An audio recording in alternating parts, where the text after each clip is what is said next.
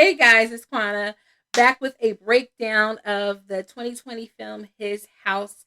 This is going to be me deep diving into a couple of the scenes. So, spoiler alert for the movie. If you haven't had a chance to watch it yet, do me a favor and head on over to my video where I review it with non spoilers and come back to this one once you've watched it to see if my analysis jives with your take of the movie. So, the movie, as I said before in my other video, follows this refugee couple that is fleeing South Sudan and they arrive in England and they're seeking asylum. Now, in the beginning of the movie, we see that they have a daughter, and their daughter ends up getting lost at sea and drowning on their way to England. When they arrive, we see them and we see them kind of like huddled up together in pain and grief. And so we are left to assume that the daughter has died. They soon get awarded a temporary asylum, which was one of the more infuriating scenes for me because you really see the callous nature of the individuals who are approving these cases. Um, and, it's kind of hard to be critical because I've never been in that circumstance, but you see them, they're doing their own thing, they're consumed with their own lives, they're on their phones, they're eating donuts, and you really see that they don't even really care about the complete trauma that this couple has faced. You have to wonder as these people are seeking asylum, the stuff that they have seen, the things that they have witnessed, what they themselves have been victim to. Is someone giving them therapy? Is someone giving them counseling? What's being done? They know that this couple has just lost a daughter, so what's being done for them? And it doesn't seem like much of anything is being done. They are given temporary asylum. They're taken and given an apartment or a house, but it's more of an apartment or a townhome. And they're told that they can live there. They're going to be given £74 a month, which, hold on a second. Let me do the math on that.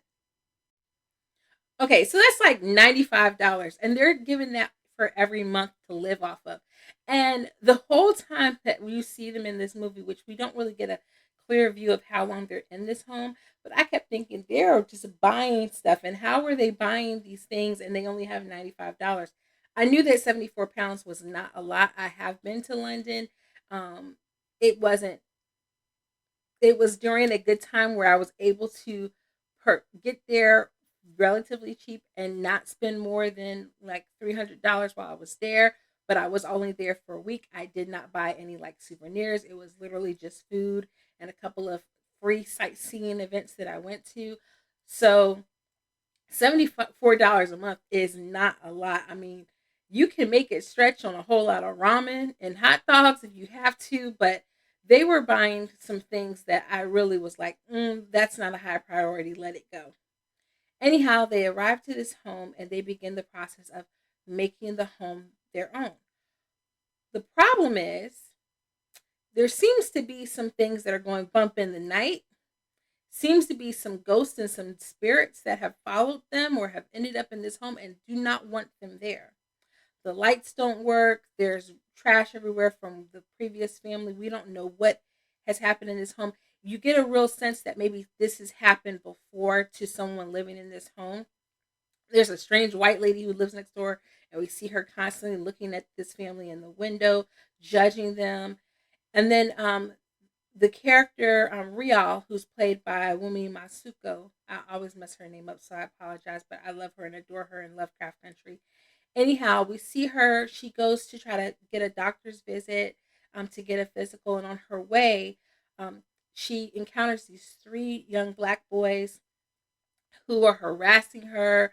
Of course, calling her auntie and telling her to go back to Africa, which was horrifying for me because my little Americanized idea assumes that in England, most people are maybe a little bit more knowledgeable about their family's heritage and where they come from, and they can usually name like which island or country that their family came from via imperialism. And so the idea that they're harassing this woman and telling her to go back to Africa, I was like, if she don't take a shoe off and beat those boys, like somebody needs to give these boys a whooping. So we see her trying to venture out, but really what we see is the husband played by Chope Deruso, which is he is mostly a British actor. I've not seen him venture too much over into the American side of acting too much, um, but we really see him attempting to thrive and to venture outside the home and to adapt to this new life. We see him go to a pub and watch a game with some of the guys, and he comes back singing some songs, and we just see him encountering people and coming back home and kind of sharing his experience with his wife. At one point, he goes to a clothing store. It kind of reminded me of it kind of put me in the mindset of like an Old Navy almost. He goes into the store and he looks at the sign and he sees the white family with the husband in his polo, and he sees him with his khakis on. And so he replicates that outfit and he gets the same outfit for his wife, kind of trying to turn her into that image that he's seen. Um, Kind of really trying to erase where he's come from. Now, along the way, we quickly find out that one of the spirits in the house that is haunting them is the ghost of their dead daughter. And so it seems as though the ghosts that are haunting them are not ghosts that were permanently there. They're the spirits of the dead who were on the journey with them. They're being haunted by their past. And I kept thinking this definitely was like an interpretation of survivor's guilt. They survived. And these are the ghosts of the people who they knew who did not survive, and they've come to haunt them in this new land. The wife's character, she is more accepting. She's not afraid. She's like, I've seen what men could do. Do you think that ghosts would scare me? She's accepting of these ghosts. In fact, she longs for this because it's an opportunity to reunite with her daughter. On the other hand, the husband wants no parts of any of this and is doing everything that he can to exorcise these ghosts from his home. So one of the things we see him doing, he's constantly pulling this wire because the lights don't work, so he can get the lights to work. And I kept wondering, like, why is he pulling this wire? Because at one point he's pulling the wire, and it turns into rope, and the rope is covered with the seaweed, and it's the rope from the boat when they got capsized, and then his daughter died. Well, his wife finds out a little bit more and says there is a witch, like a witch doctor dude, and a spirit, and he has attached itself to you, and he is trying to get here, and he's cursed you. But if he says if we do X, Y, and Z, we can get reunited with our daughter, and he wants to have no part of that. He's knocking holes into the house to the point where the one of the guys who's supposed to come and monitor them for their asylum, played by Matt Smith, so Doctor Who, he comes over and he's like, "What is going on?" And so the husband lies and like, "We've got rats." He's like, "These are some big rats," because he got like these huge holes knocked into the house where he's trying to chase down and scare the ghost away. Ultimately, we start to get a little bit more of the backstory as they encounter the spiritual side of these ghosts coming.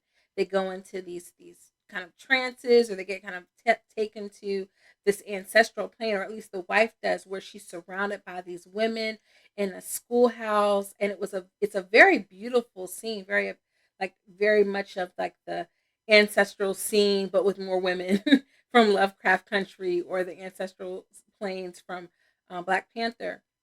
And she is, devastated talking to these women about having lost her child. And then finally, one of the ladies say, "You don't have a child."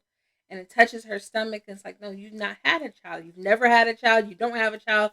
What are you basically talking about?" And so then, you know, as an audience member, your spidey senses are going up because, like, wait a second, I know I saw a child. Where ending reveal, we find out that this was not their child. This daughter that we see them with at the beginning of the movie was a little girl who the husband just randomly took as they were waiting to aboard this bus. The bus was going to leave them and wasn't going to allow him to come because he was a man. And so he wanted to get himself and his wife on board. And so he grabs this little girl and takes her and is like, here's a little, here we have a child. Let us get on board. And so they let them in. And we see the little girl's mom off in the distance crying for her, screaming for her before she is gunned down. So this man literally kidnapped a child in order for him and his wife to get to freedom and to gain asylum. Um, that was a big WTF moment for this movie, because at that point where you are sympathizing at least still somewhat with the husband, even though he is at times kind of being a jerk, and the fact that his wife has such misgivings and treats him so indifferently at times does make you kind of wonder. But at that point you're like, wait, whoa, wait, you just really stole this child while her mom was sitting there screaming, and she's sitting there screaming, and you're kind of like trying to cover it up like nothing is wrong. Like, whoa, this is intense. And so we find out really why he's cursed. He's cursed because of what he's done, the sins that he's committed. Ultimately, there has to be a form of retribution, where he's willing to pay the price and to sacrifice himself in order to give peace to those ghosts that have now followed them. And we see that in the movie. Um, and I won't completely tell you what happens at the end beyond that, but I will just say it is a satisfying ending, but yet a perplexing ending, because, like I said, again, you still don't know how you're supposed to feel about the husband's character, because at the end of the day, what he did was unforgivable, like stealing someone's child. But playing, I don't like to use the phrase devil's advocate, but we'll just say it for the sake of not knowing what else to say. Playing devil's advocate, the little girl probably would have died had she stayed anyway. So at least at that point, she had a hope of surviving. But it begs the question how she was able to attach to the wife's character and the wife's kind of complicit nature in this act. She didn't, take the girl and send her back home. She didn't speak out about it, anything. She just kind of let this all happen. So they're both very guilty of what's happened to this little girl. The fact that this little girl died at sea, lost forever, not with her people. Um, I think the ghosts are definitely a significant part of the movie, but again, the issues that face them as refugees are, to me, the bigger, much more interesting story. You could have gotten this story any number of ways, but the spiritual element of it and the fact that you get to see that sometimes people have to not only face the unimaginable, but do the unimaginable in order to survive. And really seeing that fleshed out in this way, I think adds a different depth to it.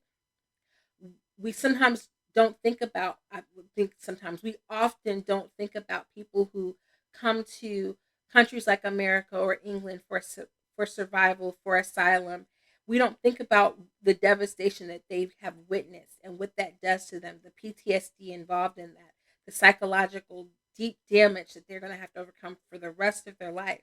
But more than that, we also don't think about what did it take to survive, because in almost any situation where someone manages to survive, there is oftentimes going to be something that they had to do that in a normal setting would be considered immoral. But in that instance, it was necessary for them to survive. And so you can almost forgive it.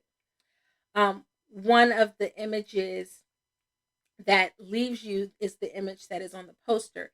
It's this couple in the middle of immigrants from different backgrounds, from different cultures, all together, kind of crammed in to this one house, showing you that it wasn't just the fact that they were being haunted by all of those who never survived, who never made it to freedom, but they're also carrying the weight of all those that do.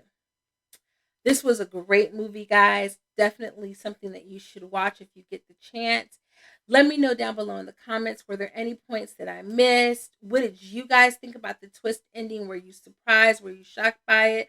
Do you feel compassion towards the husband, or do you feel like, oh man, he's full of crap? I don't care about him anyway. What did you think about the movie? Let me know down below in the comments. And until next time, guys, Toodles.